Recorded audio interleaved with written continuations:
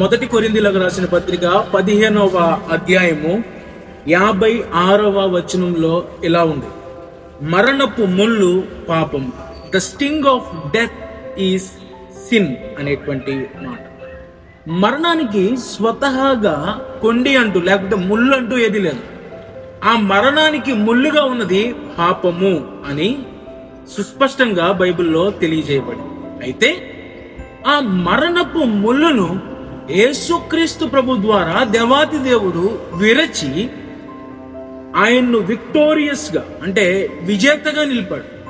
ఆయన విజేతగా నిలుచుట ద్వారా నిన్ను నన్ను కూడా విజేతలుగా చేశాడు. ఆ మరణపు ముళ్ళును విరిచి ఆ మరణకరమైనటువంటి పరిస్థితుల పట్ల మనకు విజయాన్ని ఇచ్చాడు. ఈజ్ రీజన్, ఆయన లేచాడు, నిన్ను నన్ను కూడా లేపాడు.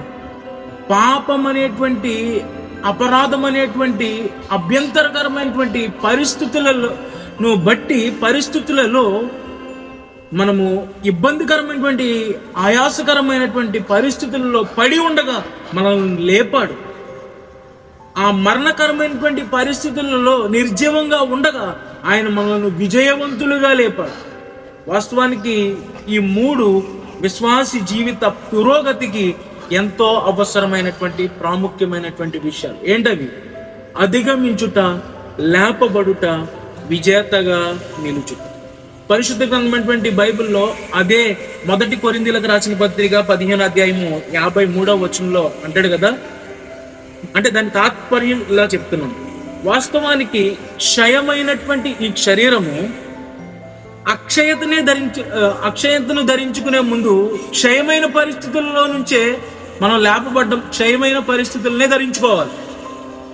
మర్త్యమైనది అంటే మృతమైనటువంటి ఈ శరీరం మృతమైనది, మరణకరమైన దాన్ని ధరించుకోవాలి. కానీ మృతమైన దాన్ని ధరించుకోకుండా దాన్ని అధిగమించేటట్లు, దాని నుంచి లేపబడేటట్లు, దాని నుంచి విజేతలుగా మార్చబడేటట్లు దేవుడు ఏం చేశాడంటే డెత్ ఈ స్వాలో అప్ ఇన్ విక్టరీ అనేటువంటి అది యేసుక్రీస్తు వలననే దేవుడు మనకు అనుగ్రహించాడు అనేటువంటి మాటను మనము జ్ఞాపకం చేసుకోవాలి.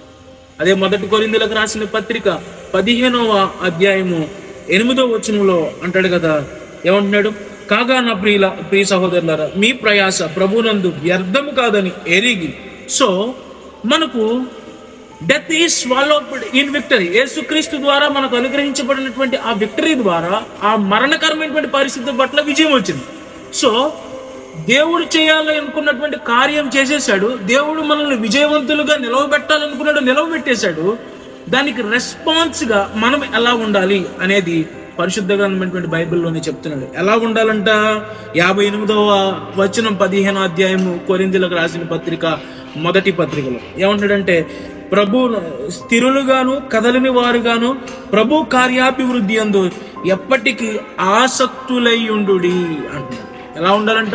స్థిరులుగా ఉండాలంట, కదలని వారుగా ఉండాలంట. తర్వాత ప్రభు కార్యాభివృద్ధి యందు ఎప్పటికీ ఆసక్తులై ఉండాలి. అక్కడ ఒక అద్భుతమైనటువంటి పదాన్ని, రిమైండర్ జ్ఞాపకం చేశాడు. ఎప్పటికీ మనం ఉంటాము.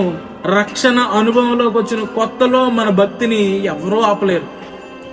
ఏదైనా ఒక మంచి జరిగినప్పుడు మన భక్తిని ఎవరు ఆపలేరు. కొంతకాలమే ఆరంభ శూరులు. మనం స్టార్టింగ్ లో హడావుడిగా చేస్తాం, కానీ రానుండగా మనం ఏం చేస్తామంటే స్థిరత్వాన్ని కోల్పోతాం. నిలబడలేక పరిస్థితులను బట్టి, ప్రభావాలను బట్టి, ఆ అభ్యంతరకరమైనటువంటి పరిస్థితులను మనం ఎదుర్కోవలసినప్పుడు నిలబడలేక పడిపోతూ ఉంటాం. అదే అంటున్నాడు మొదటి కొరింథీయులకు రాసిన పత్రిక 16వ అధ్యాయము 13వ వచనం, విశ్వాసమందు నిలకడగా ఉండాలి మీరు అంటున్నాడు. మెలకుగా ఉండాలి. మిమ్మల్ని ఎవరైనా ఎత్తుకుపోయేటట్టు వచ్చే పరిస్థితులు వస్తాయి. అపవాదిగాడు మిమ్మల్ని, మీరున్నటువంటి మీ నిష్టలో నుంచి మిమ్మల్ని ఎత్తుకుపోవడానికి చూస్తూ ఉంటాడు. ఏమాత్రం అలసత్వం వహించొద్దు, ఏమార్పాటు వద్దు, మెలకుగా ఉండండి అని అంటున్నాడు. విశ్వాసం ముందు నిలకడగా ఉండండి. ఎక్కడా కూడా అభ్యంతరకరమైనటువంటి పరిస్థితులు వస్తాయి. అయితే ఏంటంటే 2 కొరింథీ 1:24 అంటున్నాడు కదా, విశ్వాసము చేతనే మీరు నిలకడగా ఉన్నారు అనేటువంటి. అంటే ఏంటంటే ఎన్ని అభ్యంతరకరమైనటువంటి పరిస్థితులు వచ్చినా నన్ను నిలవబెట్టినటువంటి దేవుడు, నన్ను లేపినటువంటి దేవుడు, నన్ను విజయవంతునిగా చేసినటువంటి దేవుడు నాకున్నాడు అనేటువంటి విశ్వాసము ద్వారానే మనం నిలకడగా ఉంటాము అనేటువంటిది పరిశుద్ధ గ్రంథమైనటువంటి బైబిల్లో చెప్తున్నటువంటి మాట. 16వ అధ్యాయము 13వ వచనం కొరింథీయులకు రాసిన మొదటి పత్రికలో అంటున్నాడు కదా, ఎలా ఉండాలంట, మనం పౌరుషంగా ఉండాలంట, బలవంతులుగా ఉండాలి. ఈ వీడియో ద్వారా ఈ మాటలు వింటున్నటువంటి మనకు పరిశుద్ధాత్మ దేవుడు సంధిస్తున్నటువంటి ప్రశ్న, పౌరుషం కలిగి ఉంటున్నాము? దేవుడు పౌరుషం కలిగి ఉన్నాడు కాబట్టి అపవాది తంత్రములను ఎదిరించుటకు యేసుక్రీస్తు తన అద్వితీయ కుమారుని లోకానికి పంపాడు. నువ్వు నేను కూడా ఆ పరిస్థితులను అధిగమించుటకు పునరుద్ధానము ద్వారా జీవమును ప్రసాదించి శక్తినిచ్చి ఆ అపవాది తంత్రములపై విజయాన్ని మనకిచ్చాడు. కాబట్టి మనము పౌరుషం కలిగి ఆ విజయోత్సాహపు వరవడిని కొనసాగించాలి అనేది పరిశుద్ధ గ్రంథమైనటువంటి బైబిల్లో దేవుడు మాట్లాడినటువంటి మాట. గలతీయులకు రాసిన పత్రిక 5వ అధ్యాయము 1వ వచనం అంటాడు, ఈ స్వాతంత్రమును అనుగ్రహించి క్రీస్తు మనల్ని స్వతంత్రులుగా చేసి ఉన్నాడు. కాబట్టి మీరు స్థిరులుగా నిలిచి మరలా దాస్యమును కాడి క్రిందకు చిక్కుకొనకుడి. మరలా పడినటువంటి చోటనే పడిపోయి ఉండొద్దు, లేపాడు కాబట్టి లేపినటువంటి ఆ విజయోత్సాహపు పనిని బట్టి మనం ఏం చేయాలంట, ఆ స్వాతంత్రమును అనుగ్రహించినటువంటి క్రీస్తును బట్టి మనము స్థిరంగా నిలవబడాలి. అనేక ఆటంకాలు వస్తాయి, దుష్టుడు మనల్ని అటాక్ చేస్తాడు.